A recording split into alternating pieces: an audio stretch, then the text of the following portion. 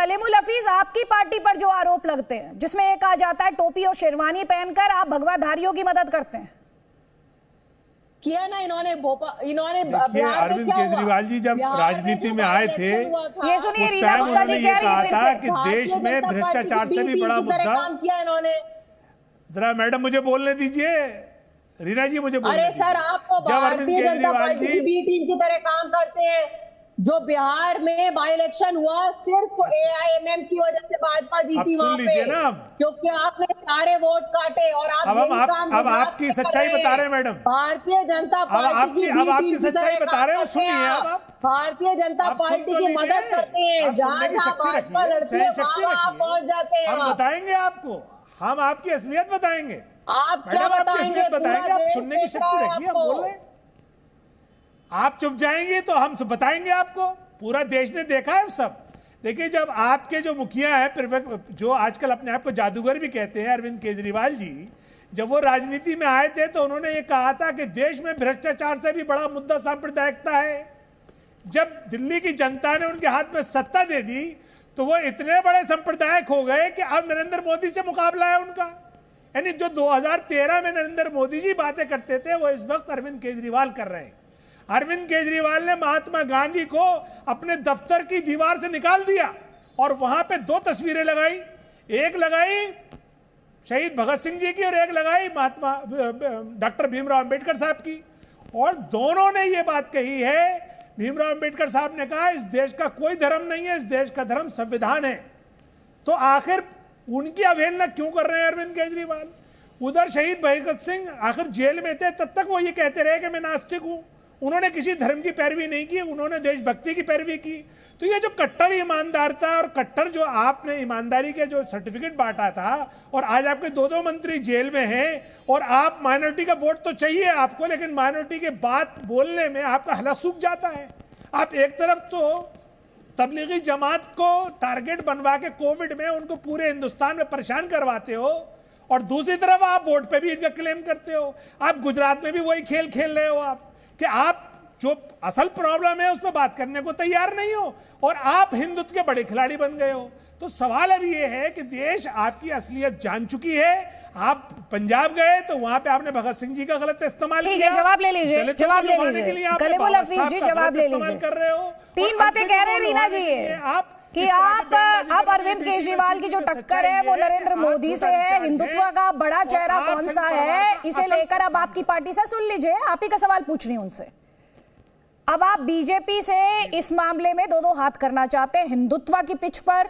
दूसरा, उन्होंने कहा कि आपको माइनॉरिटी का भी वोट चाहिए, लेकिन फिर आप ये भी बताने लगते हैं कि मैं इनका भक्त हूं, उनका भक्त हूं। देखिए अदिति जी, ये तो बिल्कुल क्लियर हो चुका है कि एआईएमआईएम जो है वो भारतीय जनता पार्टी की बी टीम है। जहां पे भी भारतीय जनता पार्टी को मदद चाहिए होती है वहीं पे ये लोग जाते हैं और ये भारतीय जनता पार्टी की मदद करते हैं वहां पे चुनाव जीतने में। अभी बिहार में बाई इलेक्शन का रिजल्ट आप देखिए, अगर वहां पे एआईएमआईएम नहीं होता तो वहां पे भारतीय जनता पार्टी हारती। ठीक है रीना जी, वो इस लिहाज से भी कह रहे हो कि अयोध्या के लिए पोलराइजेशन करने की कोशिश कर रहे हैं। हो सकता है इस बात की भी शिकायत हो कि इन्होंने माइनॉरिटी के लिए क्या किया है। हम दिल्ली में जो बढ़िया काम करते हैं उसमें ये नहीं होता है कि हिंदू है कि मुसलमान है। जब बढ़िया स्कूल बनते हैं, रीना जी उनकी आपत्ति शायद इस बात पर हो सकती है कि अयोध्या की तीर्थ यात्रा की बात हो रही है, किसी दरगाह की भी फ्री तीर्थ यात्रा की बात हो जाती है, उसका भी जिक्र हो जाता। वो आपको जवाब देना चाह रहे हैं, जवाब ले लीजिए, जवाब ले लीजिए। कलीमुल हफीज आपको जवाब देना चाह रहे हैं। भैया बी टीम है, बार बार आप पर एक ही आरोप लग रहा है। और मैं प्रेम शुक्ला जी से पूछूंगी बी टीम कौन, किसकी बी टीम है, यहाँ तो यही नहीं समझ आता है जी। कलीमुल हफीज, देखिए दिल्ली का बजट 70,000 करोड़ है, उसमें माइनॉरिटी के लिए सिर्फ इन्होंने 90 लाख रुपए रखे हुए हैं, और उसमें भी माइनॉरिटी और एससी एसटी तीनों मिला दिए हैं। हमारे जो तेलंगाना में हम जहां पर काम करते हैं वहां पे 17,000 करोड़ माइनॉरिटी का बजट है, जबकि आबादी दिल्ली में मुस्लिम्स की और वहां पे बराबर है। तो ये तो फर्क है हम में और इनमें। दूसरी बात, उत्तर प्रदेश में ये आम आदमी पार्टी गई थी, हमसे कम वोट मिले इसको, तो ये क्या कौन सा रोल अदा कर रही थी, किसको जिता रही थी आम आदमी पार्टी। तीसरे नंबर पे ये जो आपने जो अपनी आइडियोलॉजी चेंज की है, जो अब तक आप सांप्रदायिकता को एक बड़ा मुद्दा मानते थे, यानी भ्रष्टाचार से ही बड़ा मुद्दा मानते थे, आज आप सांप्रदायिक क्यों हो गए? क्योंकि आप आरएसएस का छोटा रिचार्ज हैं, इसलिए आपको छोटा रिचार्ज कहा जाता है। आप सिर्फ उन्हीं जगहों पर लड़ते हैं जहां जहां आपको बीजेपी की मदद करनी हो।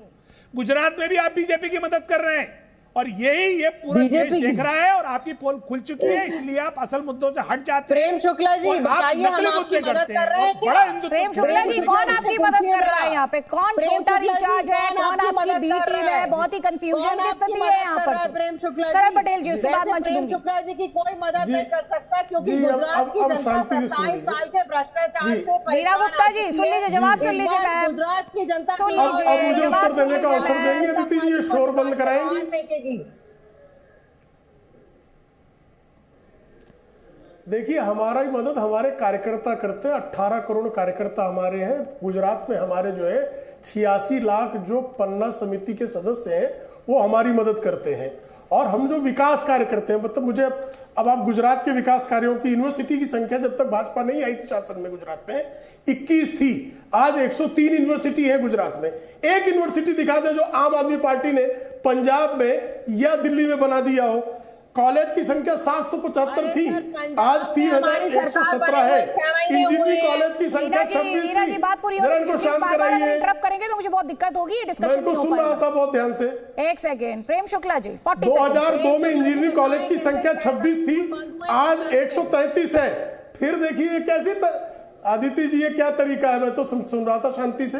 जी जी सर, बोलिए बोलिए, प्रेम शुक्ला जी बोलिए। इनको शांत कराए तो मैं बोलना शुरू करूं। सर शांत है वो। साल 2002 में पॉलिटेक्निक कॉलेज की संख्या 31 थी, आज 144 है। सबसे अधिक इन्वेस्टर्स को आकर्षित अगर किसी ने किया है तो गुजरात ने आकर। मुझे बता दीजिए ना, दिल्ली में एक कॉलेज का नाम बता दीजिए जो आम आदमी पार्टी के कार्यकाल में खुला हो। मुझे एक स्कूल, नया विद्यालय एक नहीं खोल पाए। और भ्रष्टाचार पे क्या बात करेंगे? जो जेल में जाके महाठग से वसूली करते हो, जिनका जेल मंत्री जेल में बैठा हुआ हो और उसको मंत्रिमंडल से निकालने से अरविंद केजरीवाल की रूह कांप जाती हो कि मेरी सारी पोल खोल देगा।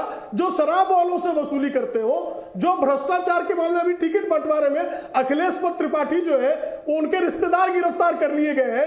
जो टिकट में भ्रष्टाचार करे, जो शराब में भ्रष्टाचार करे, जो विद्यालय बनाने में भ्रष्टाचार करे, जो शौचालय में भ्रष्टाचार करे। अरे साहब, भ्रष्टाचार के मामले में आपका मुंह इतना काला है कि उस पर क्या बात की जाए? और किसकी बात कर रहे हैं? एक भ्रष्टाचार का आरोप जो है सिद्ध करके आम आदमी पार्टी नहीं दिखा सकती। नितिन गडकरी जी से नाक रगड़ के माफी मांगी थी, आरोप लगाया था आपके अरविंद केजरीवाल ने। अरुण जेटली जी से नाक रगड़ के, कान पकड़ के माफी मांगी थी। और आज भी इतनी बेशर्मी करते हैं, आज भी वही बात करते हैं। आपने जो कभी फिर चिल्लाने लगी है, जरा इनको शांत कराइए अदिति जी। काहे शांत हो जाइए, मैं तो इनके बीच में नहीं बोल रहा था। नाक रगड़ के केजरीवाल ने माफी मांगी थी, कान पकड़ के माफी मांगी थी। जवाब लीजिए, एक जवाब ले लीजिए। मोरबी हत्याकांड के लिए कौन जिम्मेदार है, उस पर आप जवाब दीजिए। मोरबी हत्याकांड में किसने किसने पैसा वसूला है? क्यों नहीं आप जयसुख पटेल का नाम ले रहे हैं? जवाब दीजिए इस बात का।